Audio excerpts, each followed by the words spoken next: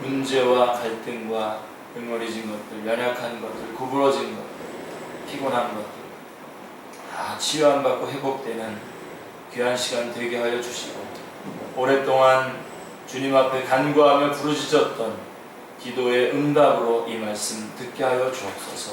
성령님만 역사하여 주시옵소서. 예수님의 이름으로 기도드리옵나이다. 아멘. 오늘 하나님의 영원하신 작정이라고 하는 제목으로 말씀을 증거하기로 원합니다.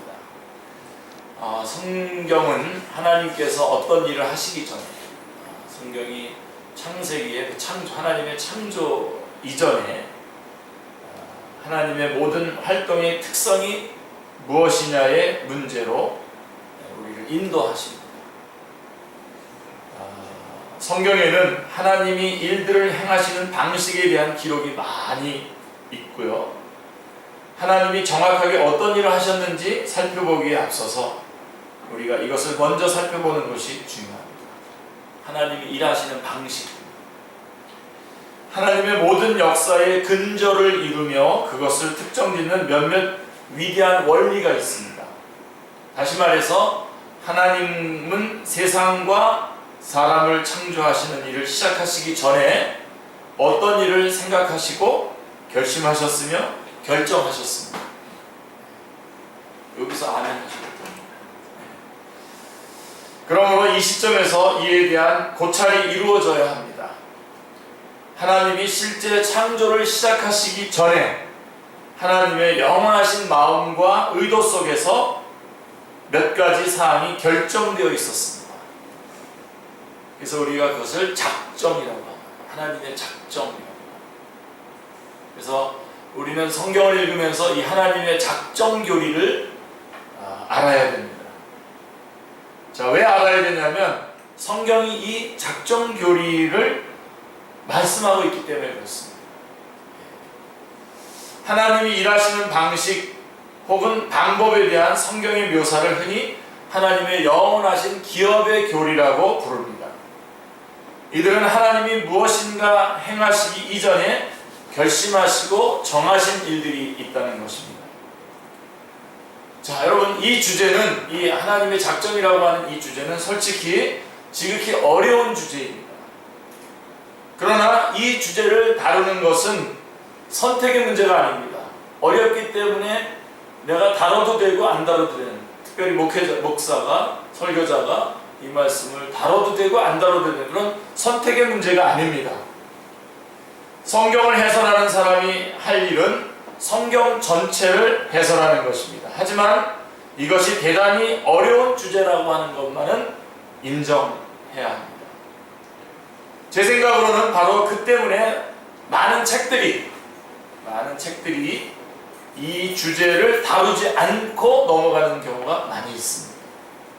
하지만 이것은 매우 성경적이고 매우 성경적인 주제이기 때문에 반드시 다뤄야 되고, 무엇보다도 지금 우리가 창세기 말씀도 지금 공부하고 있고 여러 가지 말씀들을 공부하고 있는데, 하나님의 그 창조 이전에 하나님께서 행하신 일들에 대해서 우리가 살펴보는 것은 우리가 반드시 해야 될 의무인 것입니다. 이것은 삼위일체 교리처럼 어떤 의미에서 우리의 이해를 넘어서는 주제인 것입니다. 그러니까 하나님의 그 하나님 되심이 무한하시기 때문에 우리가 알 수 있는 범위, 하나님께서 보여주신 범위 안에서만 우리는 그것을 알 수가 있는데, 이것은 그것을 넘어서는 부분인 것입니다. 자, 하지만 우리가 삼위일체 교리에서도 보았듯이 우리는 단지 그것이 어렵다고 하는 이유 때문에 피해서는 안 됩니다. 저도 오늘 그래서 이 말씀을 여러분에게 전할 때 전달하기도 사실은 수월하지 않은 그런 주제인 것입니다. 그러나 제가 아주 마음을 작심을 하고 지금 이 말씀을 들고 쓴 것입니다. 또 이 교리가 그토록 어려운 이유는 우리가 다루고 있는 것이 영원하신 분의 마음, 즉 우리의 유한한 이해력을 초월하고 우리의 보잘것없고 왜소한 지성이 파악할 수 있는 범위를 넘어서는 내용이기 때문입니다.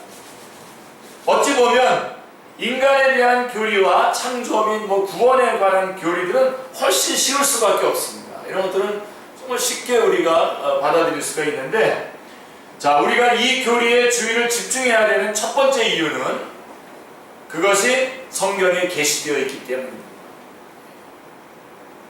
성경에 게시된 이유는 성경이 괜히 게시해 놓았겠습니까? 성경이 이 작정의 교리를 게시해 놓은 이유는 우리가 그것을 읽고 고찰하고 연구하게 하기 위한 것입니다. 자, 이 문제를 이렇게 표현해 보겠습니다. 자, 우리가 성경의 일부만을 읽는 일이 얼마나 많은지 생각해 보면 놀랍지 않습니까? 여러분, 로마서 9장하고 로마서 8장이 있어요. 여러분, 얼마나 로마서 9장하고 8장하고 여러분 얼마나 자주, 그러니까 8장을 읽는 만큼 9장을 읽습니까? 이 8장에는 모든 것이 합력하여 선을 이룬다. 사망이나 생명이나 천사이나 권사이나 이 모든 것들 우리를 그리스도의 사랑에서 끊을 수 없다. 그런 막 어마어마한 말씀들이 있지 않습니까? 근데 9장에도 사실은 어마어마하게 귀중한 말씀들이 많은데, 사실은 8장보다 9장을 잘 안 읽어집니다. 안 읽습니다. 불규칙하게 성경을 읽는 분이라면 아마 9장은 그리 자주 읽지 않을 것입니다. 아마 계속해서 안 읽는 성경일 수도 있습니다. 근데 오늘 우리 본문이 로마서 9장인 줄 아시죠? 자, 여러분, 우리에게는 성경의 일부만 취사 선택할 권리가 없습니다. 우리는 이미 성경이 영감된 하나님의 말씀이라고 하는 사실에 동의했습니다. 만일 성경이 처음부터 끝까지 모두 영감된 말씀이라고 믿는다면 성경 전체를 읽어야 합니다. 어떤 부분들이 나를 곤란케 하고 당황케 한다고 해서 그것을 멀리해서는 안 됩니다. 전체를 읽어야 하며 그 전체를 가지고 씨름해야 합니다. 이것을 씨름하기를 포기한다면 목회자, 설교자를 포기해야 되죠. 목회자라고 하는 건 설교자 아닙니까? 말씀을 전하는 자 아닙니까? 그거 말고 다른 거가 더 중요한 게 있습니까? 근데 이 부분에 대해서 씨름하기를 거절한다면 자격이 없는 거죠. 씨름을 해야 됩니다. 그래서 우리는 그 전체를 이해하려고 애써야 합니다. 하나님의 작정이라고 하는 위대한 교리가 성경에 기록되어 있기 때문에 그것을 연구하는 것은 우리의 임무입니다. 여러분들이 나중에 신명기 29장 29절 말씀을 꼭 보시고 암송하시길 바랍니다. 그리고 그 말씀의 원칙을 항상 따라주시길 바랍니다. 성경에 기록된 것에 대해서는 우리가 알아야 되고 그것 때문에 하나님께 영광을 돌려야 되지만 성경에 기록되지 않은 것에 대해서는 우리가 모른다고 얘기해야 한다는 것입니다. 자, 그래서 성경에 기록되어 있기 때문에 우리 작정 교리를 살펴봐야 되고, 이 또 작정 교리는 하나님의 영광, 하나님께 영광을 돌리는 일에 있어서 우리에게 새로운 관점을 제시합니다. 그래서 우리는 공부해야 합니다. 자, 우리가 이 교리를 연구하는 것이 우리에게 하나님 자신의 영광에 대한 새로운 관점을 제시해 줄 것이라고 하는 것입니다. 이 교리는 우리에게 하나님에 대한 더 위대하고 더 웅대한 개념을 갖게 해줄 것이며 그 결과 하나님을 예배하도록 자극할 것입니다. 할렐루야. 오늘날 복음 전도에 있어서 진정한 난해한 점은 하나님에 대한 교리를 충분히 다루지 않는다고 하는 것이라는 사실은 아무리 강조해도 지나치지가 않습니다. 우리는 주관적인 경험과 주관적인 구원에 너무 관심을 갖는 나머지 하나님 자신에 대한 이 위대한 교리를 잊어버립니다. 그래서 여러분, 어디서부터 이 성경을 보는 자세가 뒤틀려지게 되냐면요, 성경을 보면서 계속 하나님이 어떤 분이신지 하나님을 추구하는 쪽으로 계속 가야 되는데 어느 순간 말씀에서 감동을 받아요. 그리고 또 자기가 또 그 말씀을 가지고 또 체험한 게 있어요. 그러면 그 다음 또 어디로 돌아오게 되냐면 나 중심으로 이것을 성경을 보기 시작하기 시작합니다. 네, 사단의 무시무시한 전략입니다. 성경을 볼 때 나 중심으로 보게 만듭니다. 그래서 그렇게 성경을 보면 어떻게 보냐, 예를 들면 아브라함이 이삭을 바쳤다 그러면 야, 아브라함이 참 대단하구나. 그럼 나는 뭐야? 나는 쪼다네? 이렇게 넘어가는 거예요. 근데 여러분, 아브라함이 이삭을 바쳤다 그랬을 때 저 아브라함 안에 역사하신 그 하나님이 나에게도 역사하신다. 나도 그거보다 더한 일도 할 수 있겠구나. 주님께서 함께 하신다. 주님이 참 대단하신 분이시구나. 주님은 참 어마어마하신 분이구나 라고 이렇게 가요. 다른 종교와 기독교의 차이점이 뭡니까? 기독교는 하나님을 향해서 하나님께로 나가는 겁니다. 그래서 기독교는 인간의 문제를 죄라고 봐요. 그래서 죄의 문제를 해결하신 예수님께로 가게 만들고, 그래서 하나님을 집중하게 만드는데, 다른 종교들은 자기가 겪고 있는 고난, 고통으로 집중하게 만듭니다. 그래서 그 고통이 누가 해결해 주든지 그 해결해 주는 사람이 하나님이에요. 우리 성경에 말하는 예수 그리스도를 보내주신 하나님 아버지가 하나님이 아니라 그 어떤 거라도, 그게 만약에 돈으로 해결됐다면 돈이 하나님이 됩니다. 여러분, 이 부분이 아주 중요한 부분에서 우리는 우리의 경험 이런 것들을 너무 중요하지 않아요? 제발 이런 거에서부터 여러분들이 체험의 신앙을 갖는 것도 중요해요. 여러분, 체험 신앙이 결국 사람을 무당으로 만들더라고요. 체험을 하는 건 좋습니다. 그러나 그 체험이 하나님께 영광으로 돌아가지 않는다면 뭐든 다 의미없는, 그거는 오히려 우리를 죽이는 겁니다. 얼마나 괜찮은 사람들이 그리스도인으로 성령으로 시작했다가 자기가 어떤 그런 특별한 어떤 전문 직업을 갖거나 전문성을 띠는 어떤 것들을 연구했거나 그러고 난 다음에 이 하나님도 하나님 그대로 보는 것이 아니라 자기가 연구한 그 연구 안으로 하나님을 끌어집어넣어가지고 그런 하나님으로 만들어버리는 경우가 얼마나 많습니까? 여러분, 언제든지 다시 주님 앞에 나올 때마다, 이렇게 예배드리러 나올 때마다 여러분이 겪고 있는 것들 이런 것들 쫙 내려놓으시고 하나님에게 집중하시고 하나님을 알아가는 일이에요. 그래서 하나님을 더 많이 알면 할수록 우리에게 오는 축복이 뭡니까? 우리에게 오는 복이 뭡니까? 하나님을 예배하고 싶은 마음이 생겨나는 거예요. 여러분, 이것처럼 큰 축복, 하나님을 예배하고 싶고 하나님께 영광 돌리고 싶고 하나님을 찬양하고 싶고 하나님께 모든 것을 아뢰고 싶은 이것처럼 복된 일이 어디 있습니까? 그런 마음, 그게 복이에요. 여러분, 호주머니에 몇백만 원이 호주머니에 주어지는 게 복이 아니라, 아멘 좀 하세요. 그게 복이 아니라 하나님께 영광 돌리고 싶은 마음이 내 안에서 나오는 거예요. 그건 어디서부터 오냐면 하나님을 더 알아갈수록, 하나님이 어떤 분이신지 알아갈수록 그 마음이 생기는 겁니다. 예배를 자극하는 겁니다. 이거 포인트를 바꾸지 마시길 바랍니다. 예. 그래서 오늘날 전도에 있어서 진정한 이 난점이 뭐냐면 하나님에 대한 교리를 충분히 다루지 않는다는 것입니다. 그래서 우리는 주관적인 경험과 주관적인 구원에 너무 관심을 갖는 나머지 하나님 자신에 대한 이 위대한 교리는 잊어버리는 것이죠. 이것이 우리가 겪고 있는 많은 어려움과 문제들의 이유입니다. 사실은 원인 없음입니다. 우리가 지금 고민하고 막 염려하고 막 괴로워하고 죽을 것 같고 이런 건 사실 원인은 없는 겁니다. 진짜 원인은 하나님에 대해서 모르고 있기 때문에 그렇게 하고 있는 거예요. 제가 여러분 같이 기도하면서도 함께 기도했지만, 여러분, 나 같은 이런 벌레만도 못한 나 같은 이런 존재, 온 우주에서 우리를 보면 정말 구분이나 됩니까? 확인도 안 되는 이런 벌레 같은 나 같은 존재를 위해서 성부, 성자, 성령 하나님께서 나를 놓고 주도면밀한 계획을 가지고 그것도 창세전에 작정하시고 나를 이끌어 가시고 인도하고 계시다라고 하는 것입니다. 이러한 하나님의 이러한 것들을 안다면 지금 우리가 겪고 있는 얼마든지 할퀴라고 하십시오. 세상에 그거는 조족지혈입니다.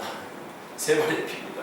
주님께서 우리 안에서 이루어 놓으신 그 어마어마한, 나를 위해서 성부 하나님께서 이 구원을 계획하시고 성자 하나님이 직접 오셔서 십자가의 물과 피를 쏟으시고 성령 하나님 이것을 믿도록 내 안에서 역사하시는 이러한 어마어마한 역사가 나를 위해서 이루어졌다라고 하는 것이 성경의 증언입니다. 기록입니다.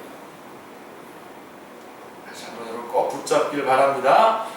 그래서 우리가 무한하신 하나님을 더욱 많이 할수록 우리는 그분을 더 많이 예배할 것입니다. 그러니까 여러분들이 이렇게 예배에 참석하거나 이런 것들이 정말 여러분 안에서 아직도 밀당이 되고 그러는 거는요, 여러분이 하나님을 몰라서 그래요. 하나님을 안다면, 하나님을 점점점 알아간다면 여러분 모이고 싶고요, 예배드리고 싶고요, 찬양하고 싶고요, 영광 돌리고 싶고요, 내 모든 것 다 주님 앞에 드리고 싶고요. 그 원인이 그거니까 사실은 제가 여러분 향해서 나와라 막 이렇게 얘기하는 건 사실 이 율법주의죠. 여러분들에게 하나님을 제가 가르쳐 드리면 여러분들이 감동을 받고 하나님 앞에 예배해야 되겠구나. 왜 이렇게 예배 모임 시간이 이렇게 작어? 왜 3번밖에 없어? 2번밖에 없어? 이렇게 나오게 되는 거죠. 제 잘못입니다. 제 잘못입니다. 제가 더 많이 하나님에 대해서 더 많이 여러분에게 소개하고 여러분이 하나님을 알아가도록 인도를 했어야 됩니다. 자, 그 다음에 세 번째로 이 작정교리를 우리가 공부해야 되는 이유는 우리를 많은 오류로부터 구해줍니다. 이 작정교리가. 제가 어떤 목사님, 나이 많으신 목사님 만납니다. 체험이 많으신 분입니다.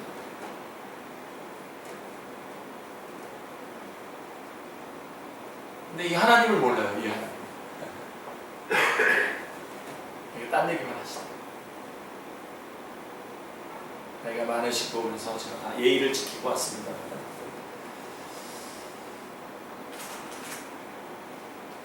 이 교리를 살펴보면요, 또 다른 이유는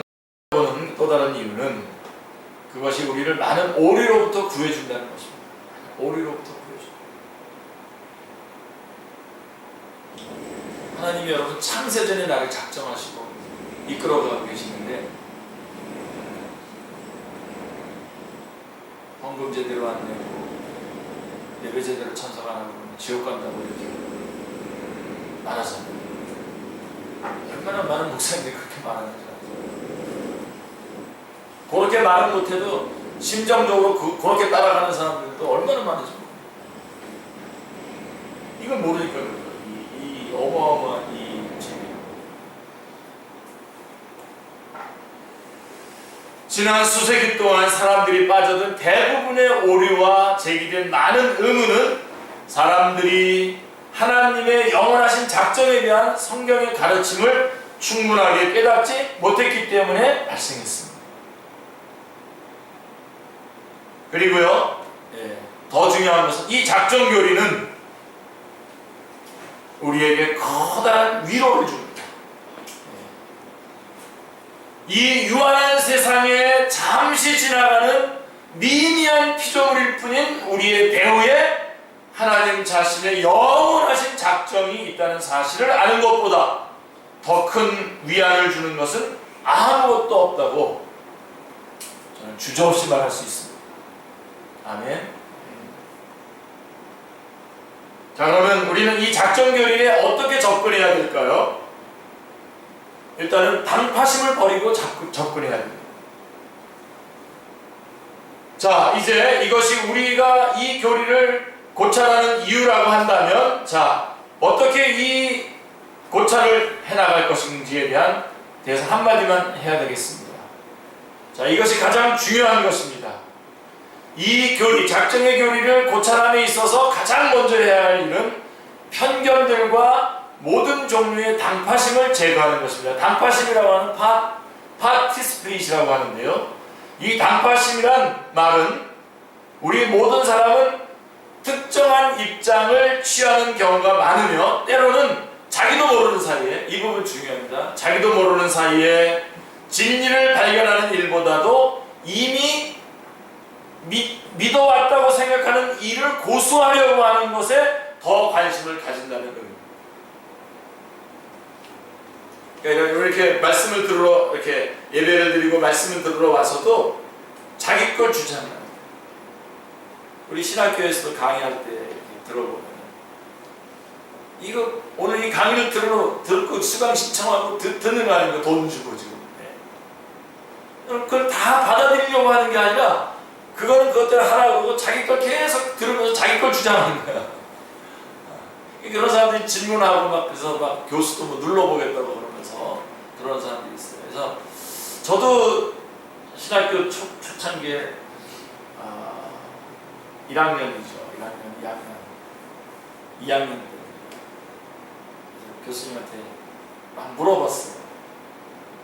강의가 끝나고 나서 나갈 때 이제 뛰어나가가지고 조금은 잘난 척하면서 물어봤어요. 그랬더니 교수님 뭐라 그러시냐면 박선희 목사님이셨었는데 4학년 졸업하고 나서도 계속 질문이 되면 그때 질문하고 그러셨어요. 그리고 저는 그 공부하는 동안에 다 알았죠. 질문할 내용이 아니라는 거죠. 질문할 필요가 없이 다 알게 됐어요. 그러니까 이런 우리가 가지고 있는 자기도 모르는 사이에 진리를 발견하는 일보다도 이미 믿어왔다고 생각하는 일을 고수하는 데 우리가 더 관심을 갖는다는 사실을 기억하시고 이 부분을 답하심을 버리고 이 교리에 접근을 해야 됩니다. 아멘입니다. 그리고 철학적으로 접근해서는 안 됩니다. 자, 이거를 또 다른 부정문으로 말씀을 말하자면 우리는 이 주제에 철학적으로 접근해서는 안 됩니다. 로이드 존스 목사님이라고 여러분 아시죠? 우리 교리 공부 하지 않습니까? 로이드 존스 목사님은 이렇게 말합니다. 철학은 기독교 신앙에 있어서 큰 저주입니다. 철학은 그 정의상 언제나 모든 것을 완벽하게 이해하려고 하는 시도를 합니다. 라고 이렇게 말했습니다. 그러니까 인간의 이성으로 모든 것을 이해하는 것, 그것이 철학의 목표지 않습니까? 하지만 우리가 지금 다루고 있는 문제는 인간의 이성으로는 절대로 도달할 수 없는 것입니다. 그러므로 이 주제에 접근할 때에는 그 안에 우리가 절대로 이해하지 못할 측면들이 있다는 사실을 깨달아야 합니다. 우리 그리스도인들은 그 지난날에 무슨 뭐 영국이나 무슨 프랑스나 뭐 이런 데서 뭐 권리장전 뭐 이런 것들 막 그렇게 했을 때 그걸 갖다 대단한 거로 보지만 우리들은 그걸 보면서 야, 하나님 앞에 대놓고 적대하는구나. 그렇게 보는 거죠. 다시 한번 여러분 적어보세요. 인간의 애라고 하는 것이 인간을 사랑한다라고 하는 쪽으로 가면 그건 괜찮은 겁니다. 그러나 인간의 애라고 하는 것이 인본주의라고 하는 것이 여러분 하나님 우리가 이해하지 못하는 부분 이해 못하니까 우리 인간의 안에서 범위 안에서 모든 것들을 하는 거다라고 하는 쪽으로 간다면 그거는 뭐 절대로 거절해야 돼요. 인간의 이성으로 모든 것을 이해하는 것, 그것이 철학의 목표입니다. 하지만 지금 우리가 다루고 있는 문제는 인간의 이성으로는 절대로 도달할 수 없는 것입니다. 그래서 믿음이 요구되는 것입니다. 그러므로 이 주제에 접근할 때에는 그 안에 우리가 절대로 이해하지 못할 측면들이 있다는 사실을 알고 접근해야 됩니다. 자, 그래서 우리의 한계를 인정하는 가운데 믿음으로 접근해야 됩니다. 믿음의 문제가 나옵니다. 그래서 이것을 우리가 이번에는 긍정문으로 표현해 보면 이 주제는 우리가 겸손함과 경외심을 가지고 믿음을 가지고 접근해야 하며 언제든지 우리의 한계를 인정할 준비가 되어 있어야 합니다. 우리는 성경의 가르침을 찾고 추구하면서 열린 마음으로 이 교리에 접근해야 합니다. 우리는 어린아이와 같은 마음으로 우리에게 계시된 것을 받아들이려고 하는 자세로 나와야 하며 한 가지 덧붙인다면 성경의 계시를 넘어서는 질문은 하지 않겠다고 하는 마음으로 이 교리에 접근해야 합니다. 아멘. 자, 여러분 믿음이 무엇입니까? 여러 가지로 정의할 수 있습니다. 이번 주 금요일 날에도 저희가 교묘기도에도 믿음에 대해서 정의를 전사님 해주셨는데요. 자, 믿음이 무엇입니까? 믿음은 성경이 멈추는 것에서 즉각 자신을 복종시키는 것입니다. 네. 딱 그 부분에서 딱 자기를 복종시키는 겁니다. 믿음은 성경에 게시되어 있지 않은 것들에 대해서는 기꺼이 질문을 던지지 않는 것이 믿음입니다. 믿음은 이렇게 말합니다. 좋습니다. 저는 주어진 것은 모두 다 받아들이되 그 이상 알기를 원하지 않습니다. 저는 성경에 게시한 것만으로 만족합니다. 라고 하는 것이, 그렇게 말하는 것이 믿음의 사람이 하는 말입니다. 이 위대한 진리에 접근할 때에 우리는 이런 자세를 가져야 됩니다. 무엇보다도 우리의 제한된 이성으로는 서로 조화시킬 수 없는 일들이 있다는 것을 깨달아야 합니다. 가능하면 전문적인 용어를 쓰지 않으려고 했습니다만은 여기에 이율배반이라고 하는 용어를 소개하지 않을 수 없습니다. 이율배반 아시죠? 자, 이율배반이 무엇입니까? 우리 스스로는 조화시킬 수 없는 두 개의 진리가 주어진 상황을 말하는 것입니다. 이것도 맞고 이것도 맞는데 두 개가 서로 충돌을 해요. 성경에는 결정적인 이율배반이 몇 가지가 있으며 믿음의 사람들인 우리는 이들을 기꺼이 받아들여야 됩니다. 자, 저는 이것을 조화시킬 수도 없고 할 수 있는 척하지도 않을 것입니다. 저는 모릅니다. 단지 성경에 나와 있는 것을 그대로 믿을 뿐입니다. 자, 보세요. 모든 것이 다 작정됐다는 말, 하나님의. 그러면 또 지옥에 가는 사람들은 그 사람에게 책임을 묻지 않습니다. 이게 두 가지가 다 성경이 말하고 있는 거지만 충돌하잖아요. 그것처럼 보이잖아요. 지금 우리가 알고 있는 이성의 범위 안에서 그렇게 충돌하지 않습니다. 이율배반인데요. 자, 그래서 이제 우리는 지금까지 우리가 하나님의 존재하심, 그분이 선포하시죠. 그 다음에 그분의 본성, 그분의 성품에 대해서 살펴본 바에 비춰볼 때에 이 하나님의 영원하신 작정이라고 하는 교리가 필연적으로 뒤따라 나와야 한다는 인식을 가지고 이 교리에 접근해야 합니다.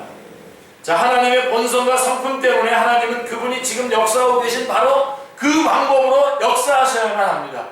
앞에서 살펴보았던 것처럼 성경에 있는 모든 교리는 서로 일관성이 있으며 어떤 특정한 교리를 살펴볼 때에 그것이 언제나 다른 모든 것과 항상 일관되어야 한다는 것을 기억해야 됩니다. 그러므로 하나님이 일하시는 방법에 대해서 성경이 우리에게 무엇을 가르쳐 주는지 연구할 때에 우리는 하나님의 전지하심과 하나님의 전능하심, 그 외에 성경에서 발견할 수 있다고 동의했던 다른 모든 것에 비추어서 하나님의 그 무한하심, 그 하나님의 영원하심, 전능하심, 전지하심, 이런 모든 것들에 비추어서 모순을 일으키는 것은 어떤 것이라도 말하지 않도록 우리가 대단히 주의를 해야 합니다. 그러니까 우리가 우리의 이해를 범위를 넘어서는 것이지 틀린 것이 아니라는 겁니다. 우리가 이것을 이것을 개념을 잡지 못하는 것이지 틀린 것이 아니란 말입니다. 그래서 여러분 삼위일체 교리에 대해서 잘 설명하고 나면요, 사람들이 많은 의문이 생겨요. 그래서 막 질문하게 되면요, 잘 설명하는 겁니다. 무슨 뜻인지 알겠습니다. 잘 설명하는 겁니다. 삼위일체 교리를 설명했는데 딱 이해가 되네요. 그렇게 이건 암만 잘못 설명한 겁니다. 그래서 그렇게 설명하려고 하는 사람들이 무지 많았어요. 말하지 작정교리도 마찬가지. 자, 그러면 작정교리의 기본적인 명제들 본격적으로 몇 가지 다루도록 아마 제가 준비한 걸 다 말씀할 수는 없을 것 같습니다. 오늘 이 시간에. 자, 첫 번째가 이겁니다. 하나님은 영원전부터 변치 않는 계획을 가지고 계셨습니다. 이게 성경의 증언입니다. 자, 첫 번째 원칙은 하나님은 영원전부터 그의 피조물에 대한 변치 않는 계획을 가지고 계셨다는 것입니다. 그리고 우리는 그 당사자들입니다. 에베소서 1장 4절에 보면, 성경 에베소서 1장 4절에 보면 창세 전에라고 하는 문구가, 같은 문구를 계속 사용합니다. 곧 창세 전에 그리스도 안에서 우리를 택하시나 우리를 사랑 안에서 그 앞에 거룩하고 흠이 없게 하시려고 이렇게 말씀하고 있습니다. 사도 바울이 우리 주님이 낳으신, 우리 주님의 태어나심에 대해서 이야기할 때 갈라디아서 4장 4절에 뭐라고 얘기합니까? 때가 참에 여자에게서 나게 하시고 율법 아래 나게 하셨다라고 하는 그런 표현을, 때가 참에라고 하는 표현을 쓴 것도 보면 이미 작정된, 계획된 어떤 것들이 지금 역사 안에서 착착착 이렇게 진행되고 있다라고 하는 것을 우리가 알 수 있는 것입니다. 이것을 부정문으로 표현하면 다음과 같습니다. 하나님께서는 마지못해서 하는 일은 없으시다라고 하는 것입니다. 아직까지 아멘 한 번도 안 하시면 아멘 좀 하십시오. 그 다음에 하나님의 활동들에는 불확실한 것은 아무것도 없다라고 하는 것입니다. 또 다른 형태로 표현하자면 하나님은 결코 후회하지 않으십니다. 아멘. 우리가 그분이 전지하시고 편지하시며 처음부터 끝까지 모든 것을 아신다는 사실에 동의했음을 기억하시길 바랍니다. 우리가 하나님이 그런 분이라고 하는 것을 우리가 동의했다고 한다면 그분이 후회하시겠습니까?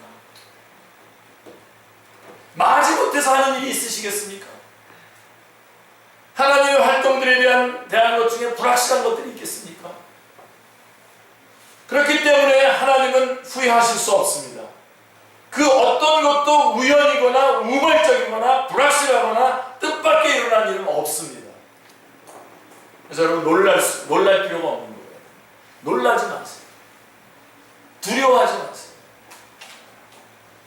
그 하나님은 나를 사랑하셔서 당신의 아들을 주신 분이십니다. 그분이 나를 창세전에 작정하시고 그것에 따라서 지금 나를 이끌어가고 계시는 것입니다. 인도하고 계시는 것입니다.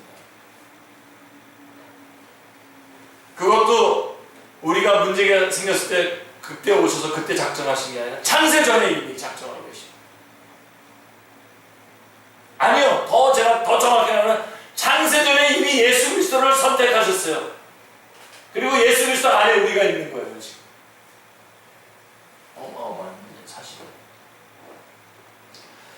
하나님은 창조에 대해, 사람들에 대해, 구원에 대해, 이 세상의 모든 삶에 대해, 이 모든 것의 마지막과 궁극적 운명에 대해서 명확한 계획과 목적을 가지고 계십니다. 아멘.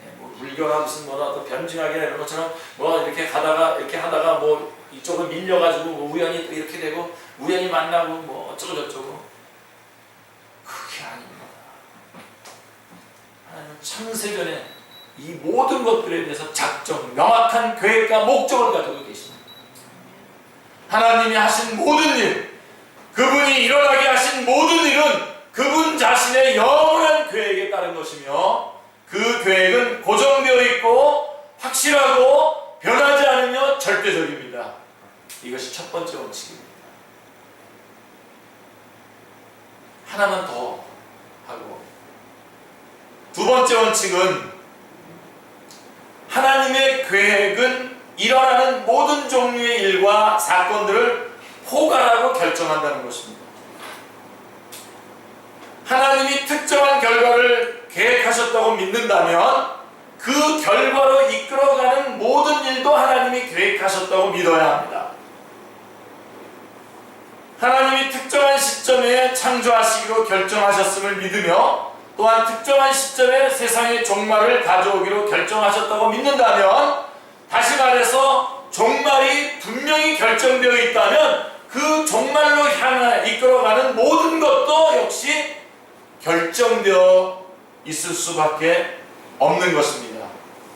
또한 발생하는 모든 사건과 일들, 그 종말로 이끌어가는 모든 것에 일종의 상관관계가 있다는 사실도 알 수 있습니다.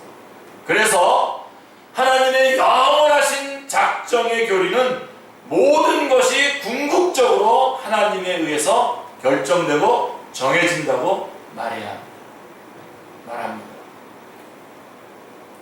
그래서 구체적으로 그 두 번째 것에 의해서 구체적으로 보면 자유로운 행위자의 자발적인 행동도 작정에 포함이 됩니다.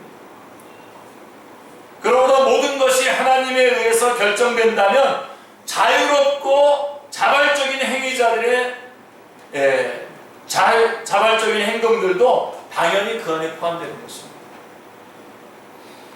이것은 중요한 진술입니다. 우리에게 실제적으로 적용되는 중요한 진술입니다. 자, 이 문제를 좀 더 자세히 살펴보고 성경적인 증거를 제시하도록 하겠는데요. 사도 바울은 이 문제의 개요를 매우 분명하게 기술합니다. 에베소서 1장 10절 11절을 보십시오. 자, 하늘에 있는 것이나 땅에 있는 것이 다 그리스도 안에서 통일되게 하려 하십니다. 모든 일을 그 뜻의 결정대로 일하시는 이의 계획을 따라 우리가 예정을 입어 그 안에서 기업이 되었으니 라고 말씀하고 있습니다. 자, 이 진술은 모든 일에 적용이 됩니다. 모든 일에. 사도 바울은 이 구절에서 예수 그리스도 안에서 하나가 된 전체 우주에 대해 말하고 있으며 하나님이 이런 일을 일어나게 하실 것이라고 말씀하고 있습니다. 우리에게는 아주 우연한 사건처럼 보이는 일들을 하나님이 지배하시고 통제하시고 결정하신다는 것을 보여주는 또 다른 성경의 증거가 있습니다. 잠언 16장 33절에 보시면 요즘에 이렇게 적용하는 데도 많죠. 투표하거나 누구 선출하고 그럴 때 제비는 사람이 뽑으나 모든 일을 작정하기는 여호와께 있느니라 라고 하는 말씀입니다. 우리는 제비 뽑는 걸 갖다가 우리는 행운과 우연의 문제로 보지 않습니까? 대부분. 성경도 그렇게 인정하는 하듯 제비를 뽑는 행위는 우리가 합니다. 제비를 뽑는 건 우리가 하지만 그 뽑으면요 어떻게 되죠? 일을 작정하기는 여호와께 있다라고 말씀합니다. 또 신약에는 우리 주님이 뭐라고 얘기하셨냐면 참새 2마리가 한 아사리온에 팔리지 아니하느냐. 그러나 너희 아버지께서 허락하지 아니하시면 그 하나도 땅에 떨어지지 아니하리라고 말씀이 기록되어 있습니다. 여러분, 한 아사리온은 지금 오늘날 말하면 우리나라로 말하면 지금 뭐 보이지도 않은 5원짜리, 1원짜리 동전입니다. 동전의 제일 낮은 단위를 말하는 건데 그렇게 값싸게 참새 2마리가 팔리는데 그렇게 값싸게 팔리는 참새도 하나님이 허락하지 않으면 땅에 떨어지지 않는다는 겁니다. 그러면서 그 뒤에 그러면서 작은 참새 한 마리가 죽어서 땅에 내리는데 우리는 우연이라고 그냥 버려진 일이라고 말합니다. 그러나 전혀 그렇지 않습니다. 너희 아버지께서 허락하지 아니하시면 그 하나도 땅에 떨어지지 아니하리라. 작은 참새 한 마리의 생명이 하나님의 손에 있다는 것입니다. 하지만 주님께서는 이렇게 이어서 뭐라고 말씀하시는지 아십니까? 너희에게는 머리털까지 세신바 되었다라고 마태복음 10장 30절은 말씀하고 있습니다. 그러면서 이 참새들보다 너희가 귀하지 않냐 이렇게 말씀합니다. 그러니까 우리에게 일어나는 모든 일들을 하나님이 지금 주장하고 역사하고 하나님의 허락하에서 모든 것들이 진행되고 있다라고 하는 사실. 여러분이 가지고 있는 어떤 이성적인 판단으로 혹은 막 저한테 반문을 하고 저에게 돌팔매질을 하더라도 이 사실을 저는 이 사실이라고 말할 수밖에 없습니다. 지금 여러분이 겪고 있는 혹시 여러분은 생각하기를 나는 지금 불행하다고 생각하는 그런 사람이 있다고 하더라도 분명히 하나님의 관장하에 하나님의 역사하심 안에 지금 여러분들은 인도함 받고 있고 하나님의 장중에 붙잡혀 있는 것입니다. 참새 2마리가 한 아사리온에 팔리지만 그 참새도 하나님이 허락하지 않으면 떨어지지 않는데 우리는 그 참새보다도 너무너무 소중한 존재이고 하나님께서 우리의 머리털 숫자도 세고 계시다라고 하는 사실을 여러분이 놓치지 않으시길 바랍니다. 거기까지만 말씀드리도록 하겠습니다. 이 하나님을 의지하시고 이 하나님과 동행하시는 여러분들 다 되시기를 주님의 이름으로 축원합니다. 기도하겠습니다. 하나님 아버지 너무나 감사합니다. 벌레만도 못한